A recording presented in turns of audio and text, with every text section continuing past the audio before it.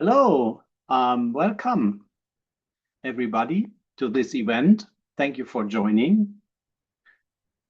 Welcome to our lunch talk from Void to Commons as a part of the new European Bauhaus Festival. And this festival is taking place in Brussels every year for a whole week.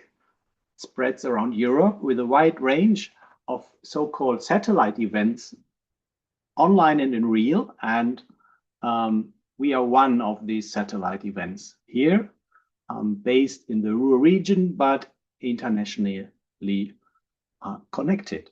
The new European Bauhaus is an initiative of the European Commission since 2020, and it calls on all Europeans to imagine and build a sustainable and inclusive future that is in its means beautiful, sustainable, and together. And my name is Sebastian Schlecht, and as part of the lala.ruhr, the Landscape and Architecture Laboratory of the Ruhr region, we became partner of the new European Bauhaus already early when it started, and we agreed to its values, and we are super proud hosting this event today with a great range of partners and experts, and with a focus on the heart of our work, the Ruhr region. The Ruhr region is a place that is somewhat in a continuous transformation from its rural history, as the absence of people and industries was also a status of void. And 150 years of intensive industrialization and urbanization, and since some decades in a rapid transition to a post-industrial metropolitan region with 13 cities, 5 million people, lots of nature, numerous programs and projects. And just naming a few, the International Building Exhibition IBA Emscher Park, the Culture Capital 2010, the European Green Capital in 2017, the upcoming International Garden Exhibition 2027, and as one highlight of today's session, the nomadic biennial MANIFESTA, which is starting an impressive program in the next week, but more for that later. And in the Ruhr region, there's no better place to be named in the frame of transformation than the former coal mine Zollverein, also the starting point of the MANIFESTA opening next week. And the coal mine was once the most productive coal mine of the world. And after closing down the next void of Ruhr, it is today a lighthouse of the post-industrial transformation and honored with an UNESCO World Heritage status since 25 years. And it is fitting best that we can present this event today together with the Zollverein Foundation, which is caring for and developing this place with its buildings, its thriving post-industrial nature, and with numerous activities around history, art, culture, and education. And at this point, I'm happy to invite the first guest to the stage, and I welcome Carla Zimmermann, which is representing the Zollverein Foundation today. A warm welcome also from Zollverein Foundation. My name is Carla Zimmermann and I work in the Arts and Culture Department.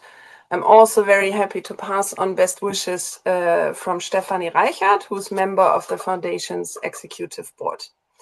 So UNESCO World Heritage Site was once a coal mine, you just said. Zollverein was one of the largest and most modern coal mines in Europe and an important center of the coal and steel industry.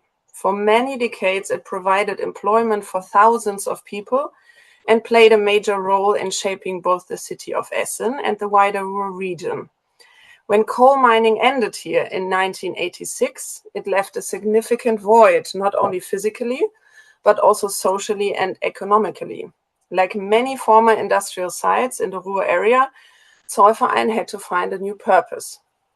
What is remarkable is how quickly the transformation began on Zollverein. As early as 1987, so 1 year after closing, the first artist entered Zollverein, Thomas Rother. out of his own initiative. He lived and worked here at Zollverein until 2023.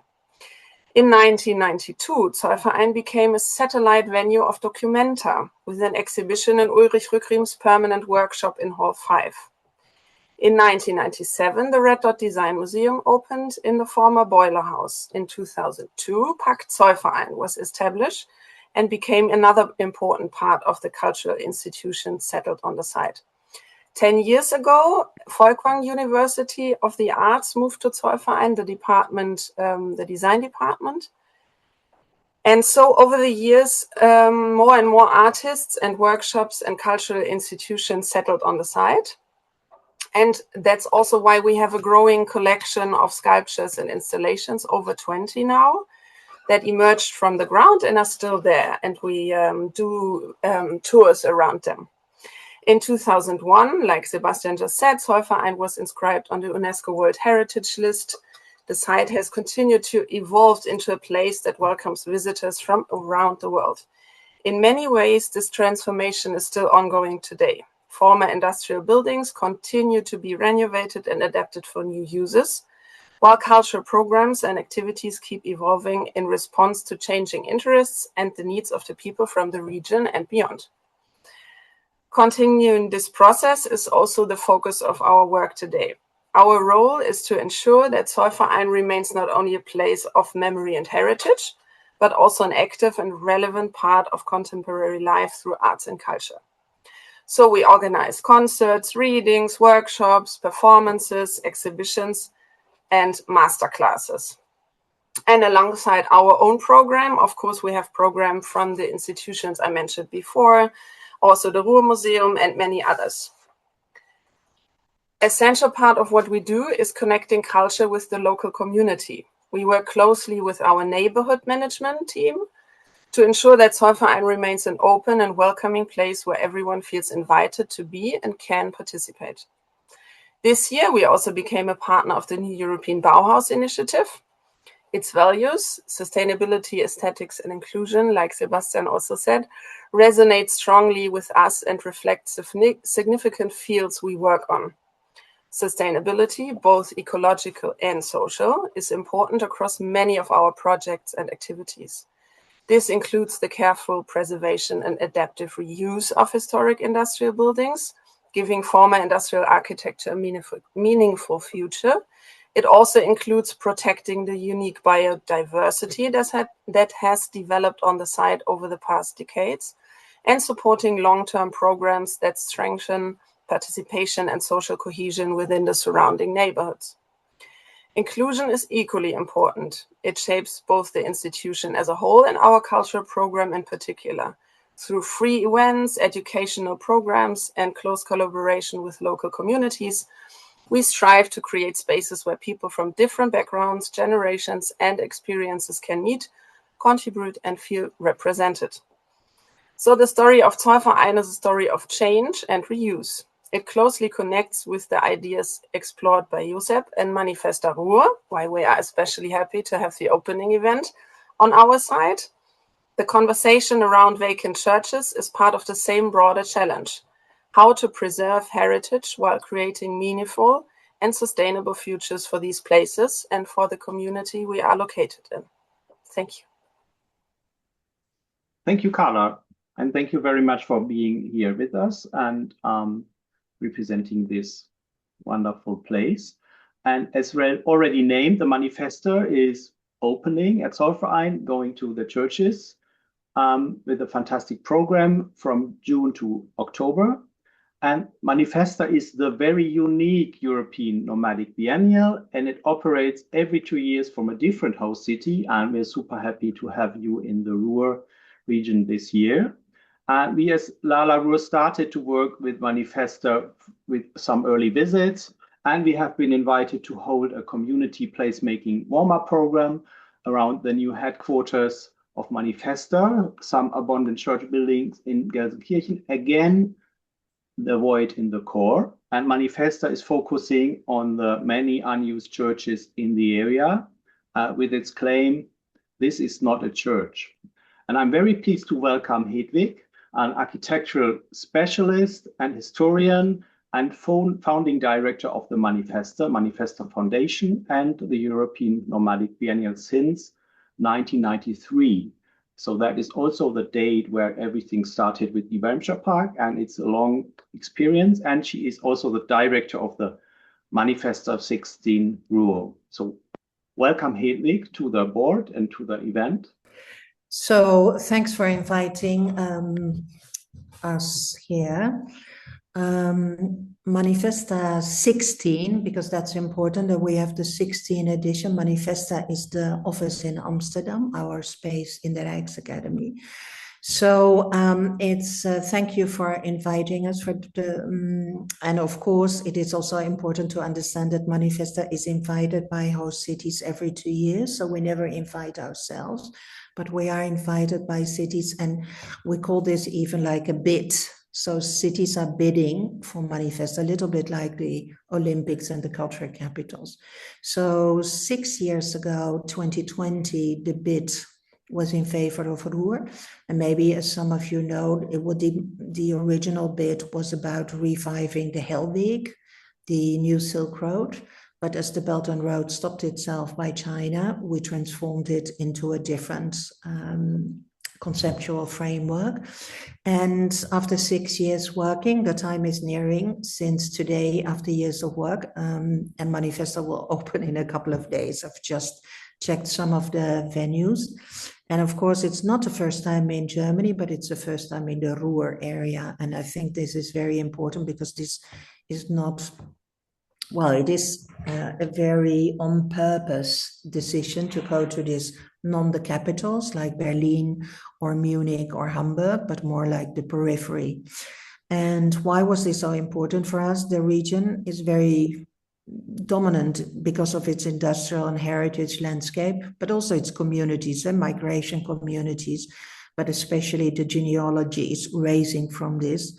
And it was interesting for MANIFESTA to reflect deeply on the complex time frame we're living in now, both from a macro perspective globally, but also from a European perspective, and also from a historical perspective, since everybody knows that since the 1860s, this area has been gone through huge transformational, both in terms of the landscape, but also in terms of population. And I think the landscape has always been very heroically underlined, but I think MANIFESTA will also deal with more the human level and the humankind involvement. And this is why the genealogies and the historical perspective of this transformation are for us very important.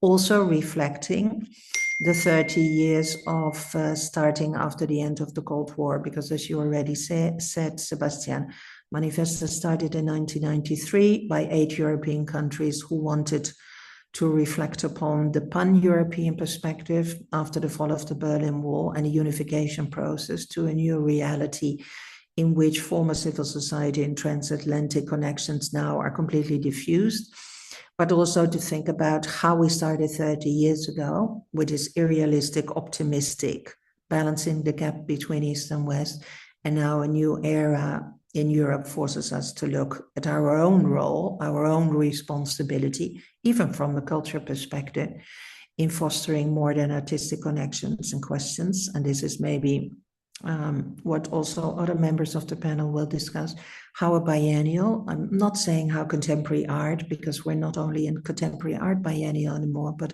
how a biennial can help contributing to reinforce social cohesion. And this is what we did in Pristina, this is what we did in Palermo, and this is what we tried to do also in Barcelona 2 years ago.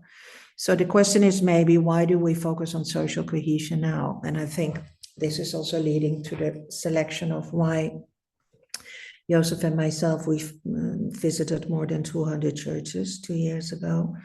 And I think it's referring also to a general status quo of not only young people, but people in general in Europe and globally, that we are fed up with isolation, we're fed up with polarization, and we're somehow also fed up with digital saturation. People in Europe are flocking back to rituals, collective activities, spirituality that bring us back together again for recurring shared purposes. So Bindung, Nachbarschaft, and coming together is important again. Maybe also because since 3 years, we have 4 years now, we have the first war on our own continent.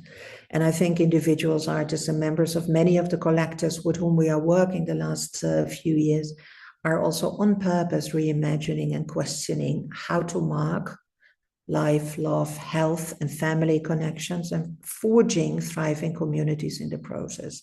And I think these rituals are the glue that holds society together. In every culture ever studied, humans marked moments of uncertainty and joy with collective ceremonial life celebrations. They strengthen families, neighborhoods, and groups of all kinds. And these are the many in decline. Some evolve from former traditions, others involve inventive ways to be together in the digital age, with AI perspectives coming. And this is why we think that maybe the church and the transformation of the church, this is not a church anymore. So what could churches potentially become?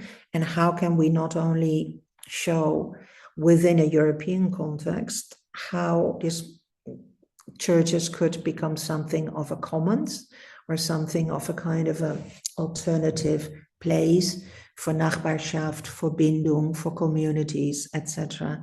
And I think it was both for Josep and myself very much a surprise this morning. I was in a panel with Peter Ködermann, also to see how not so many colleagues of us worldwide are aware of the fantastic architecture of the Pantoffelkirche, but also about the history of this post-war brutalist churches, not only about their, let's say, anticipation as a model of the 15-minute cities, which Josep and myself found out that this is enormously interesting, that those churches were built after the Second World War, always in connection to a kita, a Schule, Altersheim, pastor's house, and the transformation or the transformation of those abandoned churches is very much interesting, since it's not only affecting Germany as a whole. We know in the meantime from, and I have the book in front of me, that more than 20,000 churches will be empty in the next 5 to 10 years,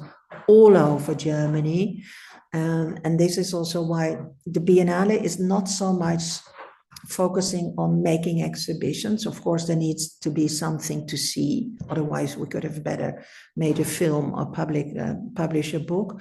But it's also a call, an open call to politicians and policymakers and architects and städte planners or urban planners for more attention, policy of those spaces into community spaces, and also to respond to an urgent need for connectivity.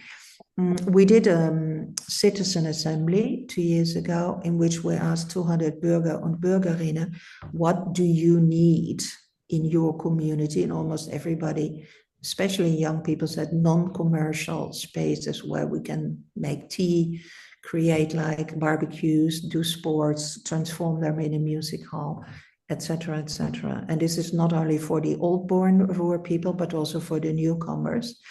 And this is why hopefully in now 5 to 6 days, you can possibly see a church transformed into a tea garden, the Bonifatius, a church transformed into a basketball field, and a church transformed into an art school. And these are 3 of the most, some of the possibilities. And many churches will be in the show the next month. Yeah, I think it is like, we call it more like an incubator for change instead of really a show. There will be, let's say, exhibitions, and there will be something to see. There will be 12 churches in 4 cities like Essen, Bochum, Gelsenkirchen, and Duisburg. And I think the first layer is to activate people's mindset, especially local and regional people, about what do we do with those kind of collective memorable spaces in our communities. And the second part is, how amazing do some of those churches look? Yesterday I was with a British film team in the Liebfrauenkirche in Duisburg, and they were completely stupefaced about the quality of the architecture. And the third layer is, let's make an open call to all the politicians that we need community spaces, because otherwise, with this uprising polarization, both in the UK, the Netherlands, Germany, and everywhere, we might lose control. And this is why I really have a great Hoffnung also for not only what art can do, because it's not so much about Kunst, it's mostly about what social design, architect, creativity, and imaginary visions can do to push and to help us transform certain urban spaces into our structure. Thank you. Thank you very much, Hedwig, and gluing together the things in the Ruhr. Wonderful. And looking very much forward for taking place starting next week. We will now have a presentation of this urban research in 15 to 20 minutes by Josep Bohigas. And we will after that have two comments by Professor Wolfram Hoefer and from Prof.Renee Tribble. Both have a distinctive perspective on processes in the Ruhr.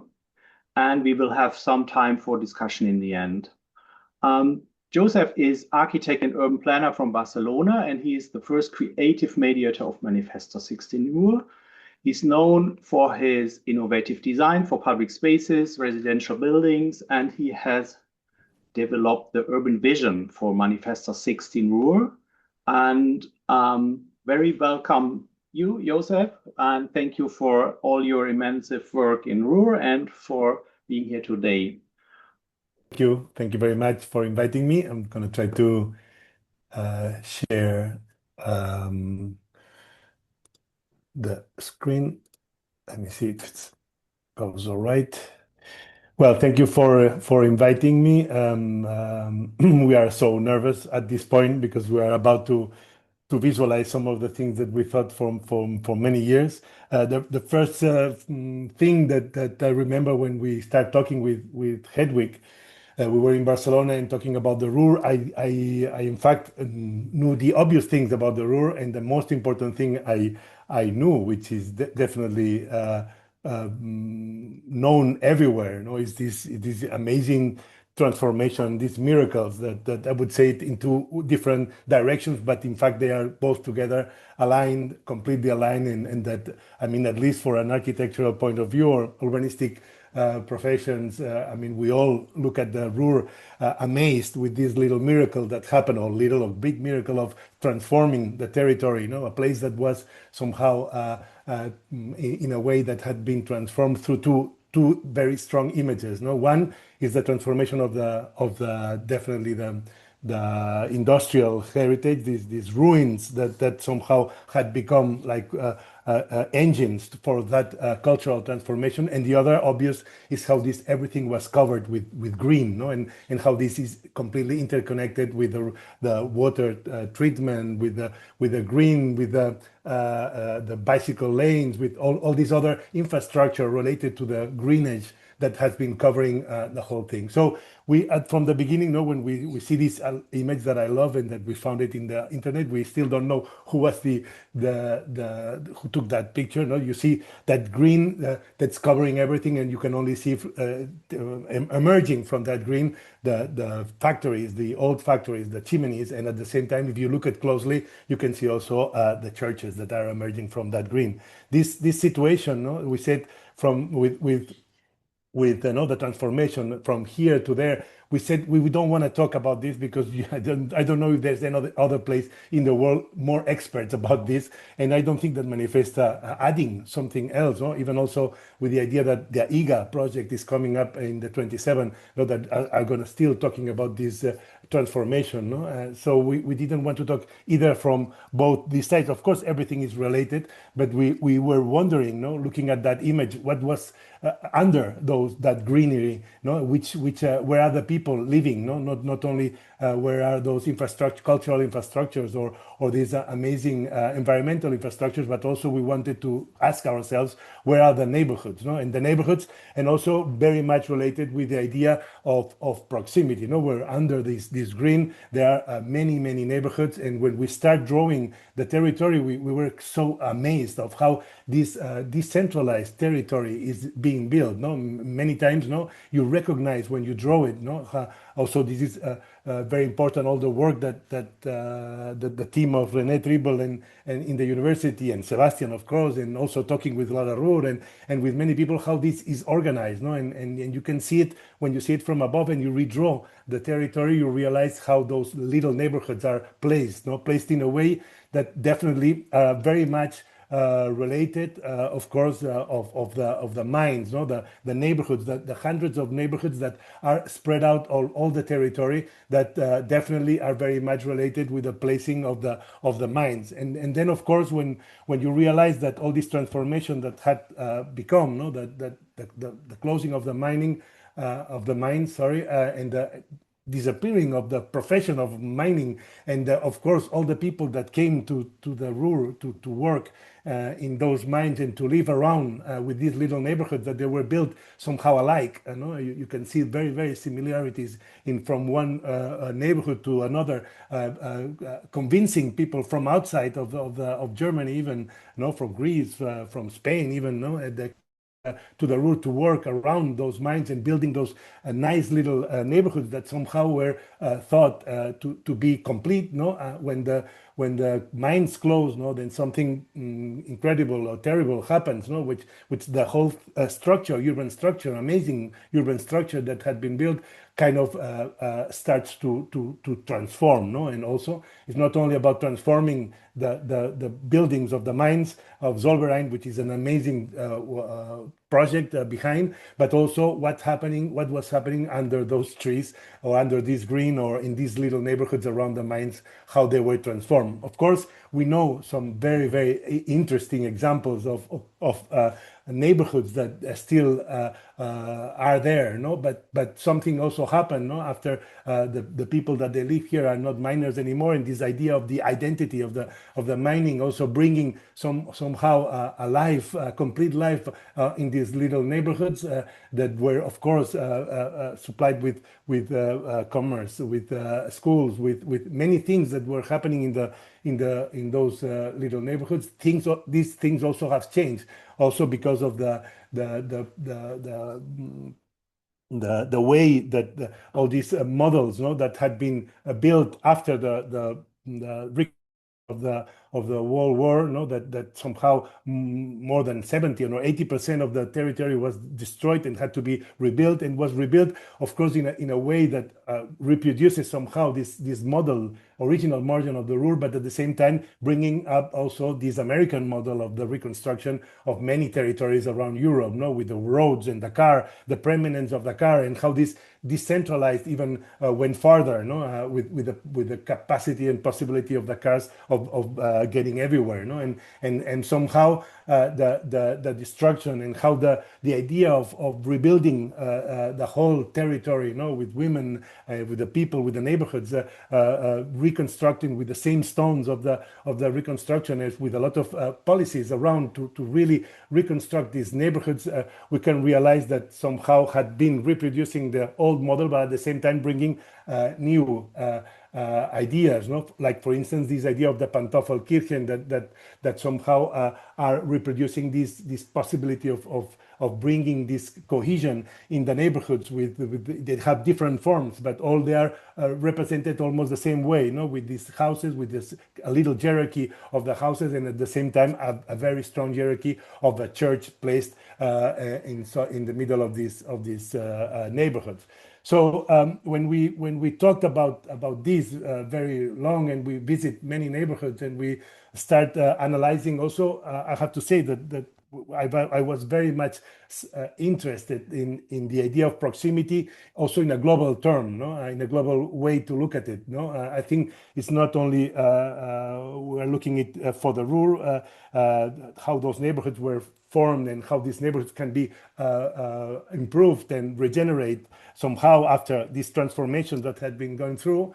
We see also that it's not only the Ruhr, but it's Barcelona and in many cities in the world that everyone has its own model of proximity. No, you can. This is already has a 1 year this map, but if we actualize it, you would see that there's no city in the world that now has is bringing its own model of proximity. No, the idea of, again, of course, after the globalization, which somehow broke apart a little bit or started to compete each city like with its own the biggest dimension and of course with the biggest capacity to connect that dimension to the dimension of the world and the connections with the world. At the same time, we see that in every city has this counterpart, this counterplan, more related with proximity, and again talking about the neighborhoods and thinking and talking and starting from the house and getting inside of the neighborhoods and talking to the people and then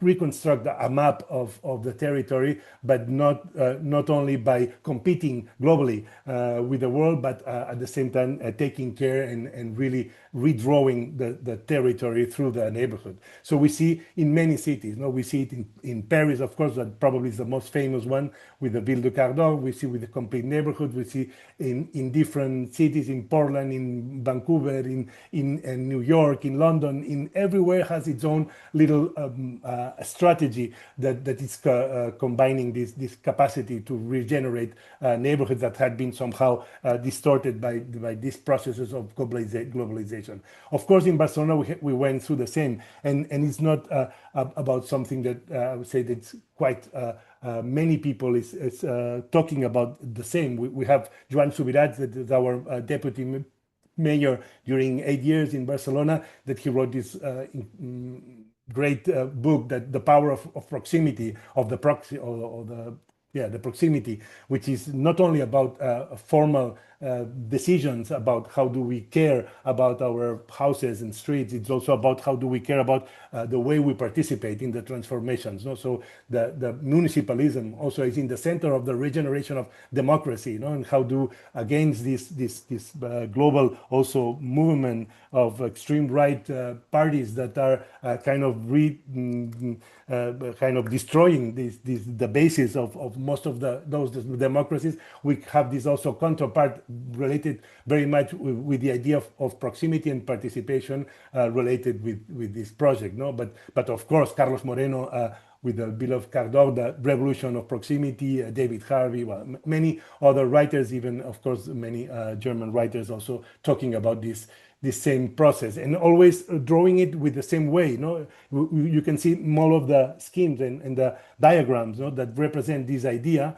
They put the house in the middle. No, maybe the Paris one is the most famous. No, that you put chez moi, no, in the middle, and then around my house. No, you can start bringing and drawing another kind of neighborhood that everything is at least in this kilometer far away, like 15-minute walking. No, and the idea of taking cars out and connecting with the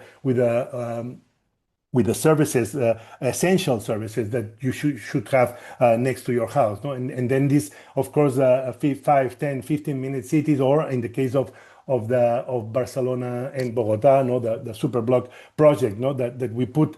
We are not as lucky as in the Ruhr of having already a form of the territory very well organized in neighborhoods. We do have neighborhoods, of course, but the whole density, it's kind of difficult to kind of really build up like those identities very strong. No, so we need to kind of create another layer on top of the layer of Barcelona, creating this idea of Superblock to break apart at least and to bring this new size that somehow could behave as little neighborhoods. No, and around this idea is taking cars out from those spaces and put it in the center. No, the capacity capacity of the house to be completely related with the public space. We don't think about public spaces for tourists. Well, we don't think definitely we did think many, and that's why we have so many problems in Barcelona right now. But at least this counter project of proximity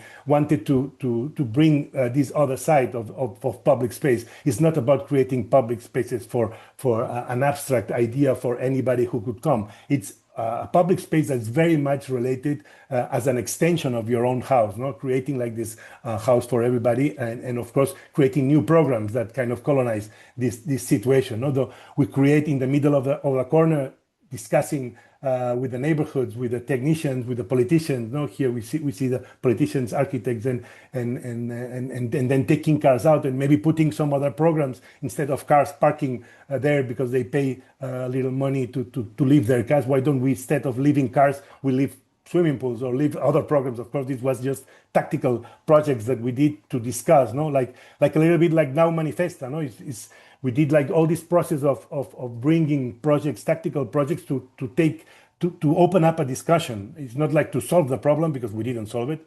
If you come to Barcelona, we have thousands of problems that are not solved at all. But at least bringing up like these cultural projects to kind of open up a very interesting discussion, because our streets are like this, no? But the lucky thing is that we went through a process that at least some of them, as a pilot projects, had been converted into this idea of an extension of the house. So the idea is to talk about an urbanism that puts in the center the people, no, and around the people, you kind of build up like this onion, these layers of the onion, no, like the right to the health of the people, of course, but the next layer is definitely the right to housing, the right to neighborhood, the right to the city, the right to the metropolis, and of course the right to become a global city. It's not something that it's forbidden. It's not incompatible. It needs to be compatible to be start taking care and putting in the center the people in all the policies, and then of course to definitely end up becoming a global city if it's needed, but not starting like we did in Barcelona. No, we want to be in the map of global cities. No, that's an obsession of many cities. No, with all these big events. No. Even somebody would say Manifesta is one of these big events. Well, that's why also we kind of bring up this counterpart to not understand Manifesta as one of these global events that kind of land into a territory with these international visits. No?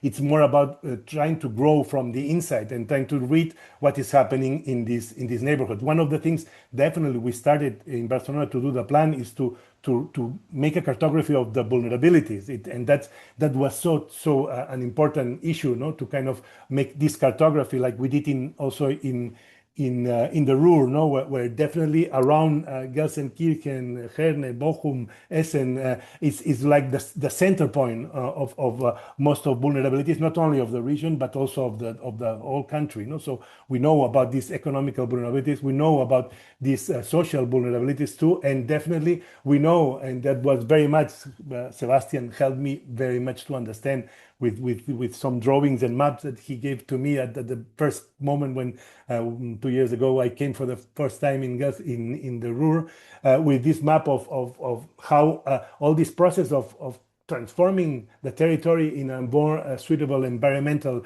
territory somehow hides behind some contradictions, strong contradictions. For instance, the problem of the pumping the water, because otherwise part of this territory would be flooded. No, and somehow when you map it, you realize that this vulnerability, this environmental vulnerability, is coincidental with the social and economical. No, so I think around this territory that we've chosen to work in Manifesta, it's also because we thought that it could be one interesting place to work and also to bring ideas to transform. No, also the idea of course, it's not about only vulnerable things. It's also about the amazing activity, socio-cultural activity that the territory has already said, no, with museums, with cultural infrastructure, but also activisms that are all related, no? And that, of course, it's a great potential of the territory that is already has it, no? Like all these resilience facilities that are spread out in all the territory, no? So at the same time, no, we have like these vulnerabilities, but definitely we wanted to cartography also all these capacities to kind of take care of this. So I would say that at the end, no, when we enter into the neighborhood, we realize somehow that there was something very, very particular about how to think and draw and redraw these neighborhoods, was kind of accepting, no, this hierarchy of those churches that were built for miners and at one point, and now they are being abandoned, no? So at one point, no, the miners went down to the earth to kind of work the whole day, and when they come out, no, they kind of connect with the neighborhood, with other people, with the neighborhood in the church, no, as a church as a center point of this social connection that was, and that now is, most of them are being closed because of course people are not miners anymore. They didn't build the church. They were not related very much with it. They are immigrants from other places that they go through and pass in front of the church. The church is closed most of the time. Some of them are abandoned. Some of them are being sold. Well, it's a kind of a really dramatic of the more than 2,000 for almost 4,000 churches in the territory, which almost the half of them are being in a very, very particular process. No, when you see all the neighborhoods and all the different. See, I think that's a great link to the industrial past of the Ruhr and to the MANIFESTA topic. Yes. Thank you very much. We have to switch over to some comments. So if you have come to an end with this, I think that's already a super great point to bring in the discussion. Okay. Whatever. I just wanted to show that we've been like analyzing those cases and that I would say that it's not a local. I wouldn't say it's not a local issue. It's an international issue, point, and that's very critical. And we can see it in many discussions everywhere, even in some places like Barcelona, that although we are inaugurating our Sagrada Familia, we are still thinking that this is just a monument for tourism, and in fact it's not being thought as a real infrastructure for the people that will live in the city. Okay, then.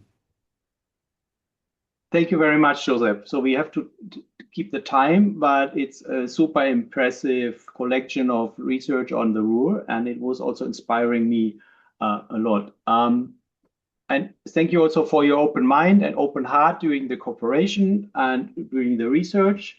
And the Urban Vision will be published as, I think, also as a print media, but it is already available online. And there will be also some further discussion on the concept. Yeah, next Monday, Sebastian, next Monday, it is going to be delivered. And from Thursday onwards, it's able to be bought. Wow, wonderful. That's a great step. And now I'm coming to Wolfram. He is also deep in the Ruhr region. He was in a research last year, also visiting intensive the Ruhr region again. He is professor at the Department of Landscape Architecture of Rutgers University, the State University of New Jersey. He is director of the Rutgers Center for Urban Environmental Sustainability, and his research on Ruhr region began already in 1992, also dating back to some dates we repeated last year, MANIFESTA this time, Zollverein transformation this time. He was in the moving to New Jersey, and he started a comparison between the post-industrial scapes there and here, and he is still very connected to the Ruhrgebiet, and he is having a forthcoming study on suburban cultural landscapes in the Ruhr region. And Wolfram, I'm super happy to have you here and to hear some thoughts on the concept of the Ruhr transformation from you. Well, thank you so much, Sebastian, and thank you so much for having me. And at the moment, actually, these days, America is not everybody's darling, absolutely. And certainly being an academic in the United States has its challenges, certainly at an institution where our focus is on climate change, resiliency, and in a state like New Jersey, who is extremely suffering from climate change and flooding issues. So bear with me and listen to somebody who is in America, but also believe the cultural comparison between the Ruhr region and New Jersey. At the moment, we hear about New Jersey as the one where they do the soccer games, and it's called like New York in a way. But we are the place between New York City and Philadelphia and have a very fragmented urban structure, which I believe, like Josep, when you spoke about little houses, right? This is kind of what the suburban settlement here is. And the terminology of Zwischenstadt by Tom Sieverts is showing those structural parallels. It's the same way we are also shaped by deindustrialization and by waves of immigrants, where we have our local pockets of identity are closely linked to different immigrant waves and different immigrant communities. And where and what I thought about this presentation was super interesting. How churches have the opportunity to become core elements of a network of meaningful places in an otherwise meaningless suburban mess. And the contribution to the social cohesion that churches or groups may have. It is interesting for me that when you look at churches in the United States, they are basically enormous parking lots because the congregations moved away from the places where they were. And so the image of this idea of the 15-minute city is not anymore connected to a religious congregation because they are not anymore spatially located to the congregation. However, we have the same issue here of finding new uses for churches. And Joseph, in your work, I found it super interesting how churches become these new core anchors of a local identity. That brings me to two questions that may add to the conversation. I'm just interested in, and hopefully to learn more about it when I visit the Ruhr region again. So question number one is, who is running it? Right? So like when we as landscape architects, we do a lot of work of community gardens, but you need to have a champion, a group or somebody who runs it in the long run. So who's the institution or the people or the group that runs one of these Kartoffelkirchen as a cultural establishment? And secondly, number two, I think a question that would merit further research is, we all talk about the identity of the churches in the past, but we shall not forget the substantial conflict between the workers' movements and the churches, and the relationship between a socialist communist movement and how the churches were fighting it, and how establishing all these churches, even post-war, may have been a strategy for reintroducing an old order in a new world. And so these are my two questions that I would be interested in learning more about, and that could probably be part of an ongoing conversation. Thanks. Thank you, Wolfram. That's a great hint for the forthcoming conversation. And I have one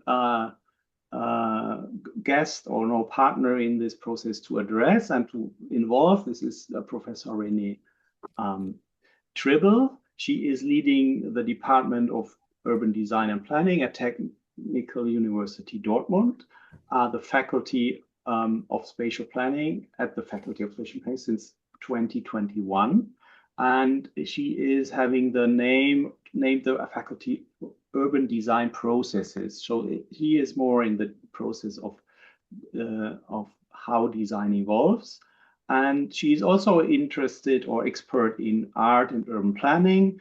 And she was contributing with a lot of students and work, and also involving me in the urban research. So Renee, what is your super welcome? Thank you for joining, I think from Stuttgart. And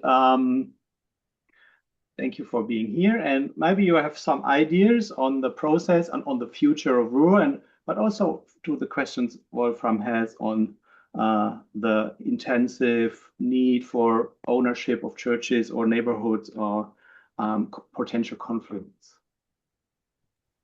Yes, also thank you so much for having me. And yes, welcome to share some thoughts. So what I find, like I start directly. So what I find very interesting in the concept and strategy of MANIFESTA is that and the vision is that it's involved and really look closely on the vulnerabilities of the neighborhoods and understood the churches in the center of them and also sees their potential for the communities living or the neighborhoods being around living around these churches, and also connecting this to this really widespread pattern where we don't really have centers anymore. This is also what Wolfram said, but then really reinterpreting the churches as a possible center for these communities and neighborhoods. So I think this is a very interesting point because it really also works with this fabric we do have in the rural area, and which is very specific. So this I like very much on the one side. And then also you can already see on some preparing workshops and things that are happening that actually when the churches are opened and the neighborhoods are invited to use them, that they start to not taking them over yet, but they start to use them and to add new functions and also new readings to them. So I think what's going to be very interesting is as soon as the MANIFESTA really opens, is to see and really take up these impulses we can really also live through in these 100 days. I think this is really, really important for the area. It's very important for our understanding of the possibilities of these churches and these neighborhoods. And what I really are hoping for is that actually not only in the end, but on the long term, this will help us understanding these really huge I just call it huge potentials we do have actually here with this kind of really resources in a spatial way, in an identical way, and so on, for rereading these neighborhoods, for completing them, and that we really have to look for all the initiatives who are already involved in the MANIFESTA and also with the MANIFESTA 16 Plus program. I think we haven't mentioned it yet, which is a top bottom-up program where a lot of initiatives are taking over the churches for these 100 days. And I think this one question is, there are some people who are really very interested in being responsible and taking over, but they need to get the opportunity, they need help, they need the institution to see them and to take them serious. And I think if we manage to connect this very well, then there is a good opportunity that this can really actually have a long-term effect on all the neighborhoods and on the rural area at all. Yes, we are very much looking forward for the next generation of new youth churches in the rural. So my experience is that if you look from two different countries, there is a different speed, a different time when transformation of churches started. And I think it's also very interesting to look at the speed of the transformation at its core, because we have decades of transformation in Ruhr and we are very nervous. We want to transform it very fast, but things really take time to go into the minds, into the culture, into the transformation. And we will now have like some minutes for some questions, or Hedwig has also something to mention. So I invite you, Hedwig, to the discussion. Thank you so much, Sebastian. I wanted to reflect on what Wolfram said, because it's quite important to think about who has at this moment the ownership, because MANIFESTA 16 takes place in 12 churches, and all those churches have different ownership models. So some of the churches, like the Gertrud in Essen, is during the 2 years we're trying to work there, has shifted ownership to a private organization, the HBK, the Kunsthochschule. So this transformation has already been started. But another model is the Bonifatiuskirche in Gelsenkirchen, has shifted ownership to a baker, Mr. Zipper, which is also already very interesting. Then Marienkirche, one of the most amazing architectural models, was till last week ownership of the diocese. It took us really 2 years to get ownership, and this all the contracts with those churches, even the ones who have been already transformed, they hand over the running of the churches to MANIFESTA for 100 days. So that was like enormous, complex, with all the regulations in Germany, complex development, especially with the diocese. So, for example, Marienkirche only gave the ownership of the diocese of Marienkirche only gave the ownership to us last week, and the Marienkirche, for example, will be torn down. So there are different models of ownership, and I agree with Renee. It's very much depending on, and there is another conference next 20th of June here in the Gelsenkirchen. What sort of protocols, policy plans, and models are going to be set up in Germany to make sure that a shift and really flexible model is going to be created by the bishop or by the diocese or the evangelical church, because at this moment there's no unilateral model. Even if there are communities so super willing to transform churches, it's extremely complex. I led that process the last 2 years, and I was like, most of the time in Kafkaesque situations, because if the father says yes to the transformation, then the diocese says no. If you have found like an architectural studio in St. Thomaskirche and Gelsenkirchen wants to take over, then 65 institutions in the diocese needs to approve that. But there's no model, there's no regulation. And in Mittendrin on the MANIFESTA 16 organized a conference on the 20th where models from the Netherlands and Belgium are being presented. How do other countries 35 years ago already organize those kind of policy to make it smoothly and shift, and with a kind of escalation ladder, or how do you call this, a model of how to transform, because it is completely outrageous. That's a really important step. That the Marienkirche, for example, is going to be completely torn down. Why? Because only the diocese can't find a partnership, and it is a heritage even, or a almost listed building. So the need, hopefully one of the kind of legacies of MANIFESTA is that the government understands that you need a policy in place all over Germany, overarching the churches to understand how to deal with it. Thank you. Yes, that's important. And in exchange with church organizations and transformations all over Germany, there is the same struggle. It is not a Ruhr thing.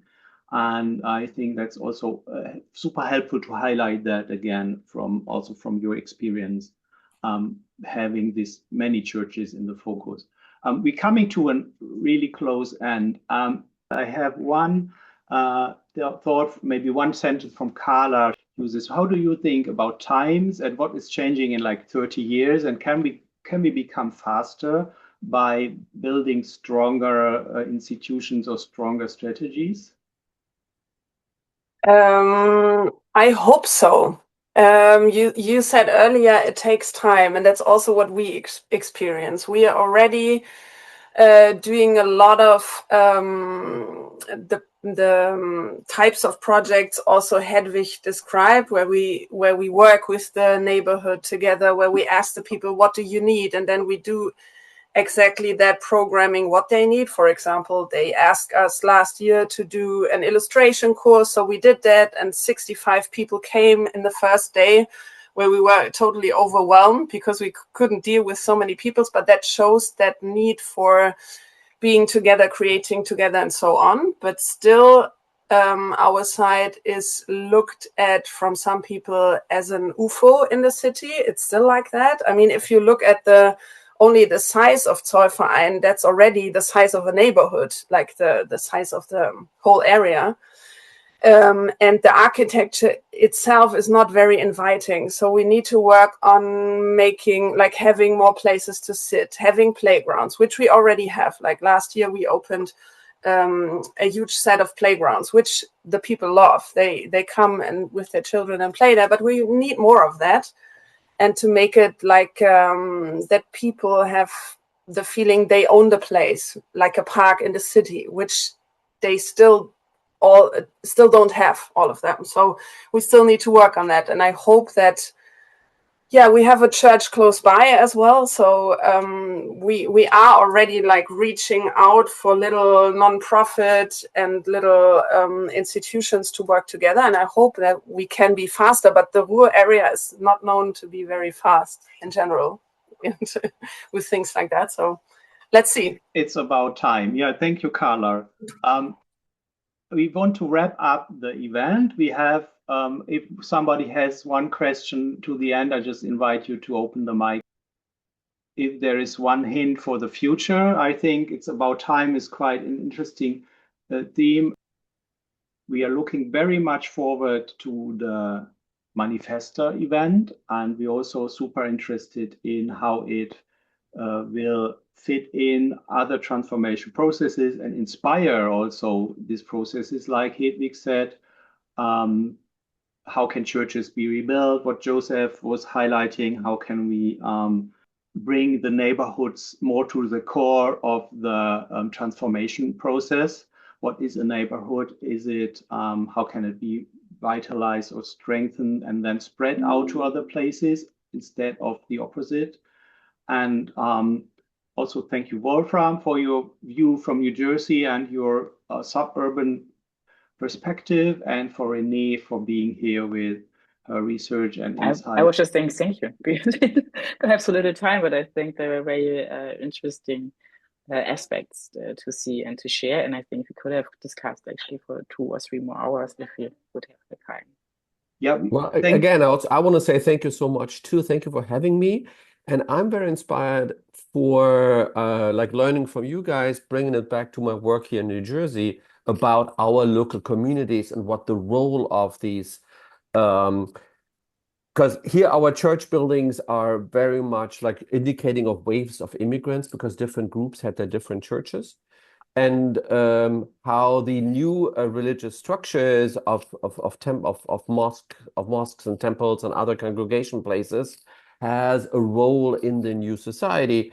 And here I was very inspired, and thank you so much for that great conversation this morning, or for me this morning. Yeah, thank you all for joining. And so I will now wrap up the event. We will still have open the room for some minutes, so I will stop recording. Thank you all very officially for being here. Thank you for the New European Bauhaus to have made the chance to be the satellite event. And thank you all for listening and for being with us very much. So I just stopped the recording, and if you want to just stay here for a minute.